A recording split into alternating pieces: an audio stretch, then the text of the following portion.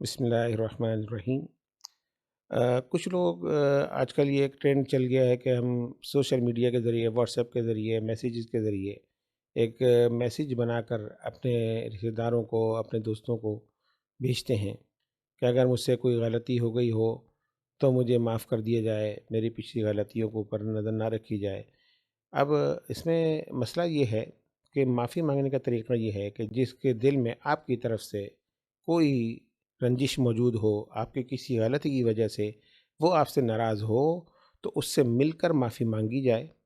اور تاکہ آپ کو پتہ چلے کہ اس نے معاف کر دیا۔ اس طرح کے میسیج چلانا اور بھیج دینا، اگر آپ نے جس کے پاس بھیجا ہے اس نے نہیں پڑھا، آپ تو یہ سمجھ رہے ہیں کہ اس نے مجھے معاف کر دیا، حالانکہ اس نے میسیج ہی نہیں پڑھا، دیکھا ہی نہیں کہ آپ نے اس کو کیا بھیجا ہے، تو نہ معافی ہوئی، نہ وہ اس کا ازالہ ہوا۔ تو معافی مانگنے کا جو صحیح طریقہ ہے وہ یہ ہے کہ ہر آدمی سے غلطی ضرور ہوتی ہے، تو اپنے گناہوں پہ نادم ہوئیں اور اپنی غلطیوں کو دیکھیں، ہم نے کس کے ساتھ کیا سلوک رکھا، ہم نے اپنے بھائیوں کے ساتھ، بہنوں کے ساتھ کیا رویہ اختیار کیا، ہم نے اپنے دوستوں کا دل تو نہیں دکھایا، ہم نے اپنے والدین کی کوئی نافرمانی تو نہیں کی جس کی وجہ سے وہ ناراض ہیں، ہمارے کوئی بھی رشتہ دار ہماری کسی غلطی کی وجہ سے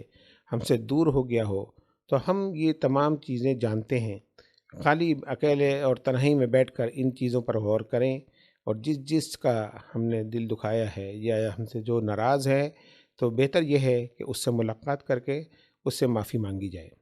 اور پھر معافی مانگنے والا جو ہے وہ بڑا ہوتا ہے، اس سے آپ کی عزت میں کوئی فرق نہیں آتا، بلکہ آپ ایک عذاب سے بچ جاتے ہیں۔ حقوق العباد جو ہے، اللہ تبارک و تعالیٰ معاف نہیں فرمائے گا۔ حقوق اللہ ضرور معاف کر دے گا، لیکن حقوق العباد نہیں معاف فرمائے گا۔ یعنی اگر ہم نے کسی کے ساتھ زیادتی کی ہے، جب تک وہ معاف نہیں کرے گا اللہ بھی معاف نہیں کرے گا، اور اگر اس نے معاف کر دیا تو اللہ تبارک و تعالیٰ کی یہاں اس کی کوئی گرفت نہیں ہے۔ تو ہمیں چاہیے کہ ہم اپنے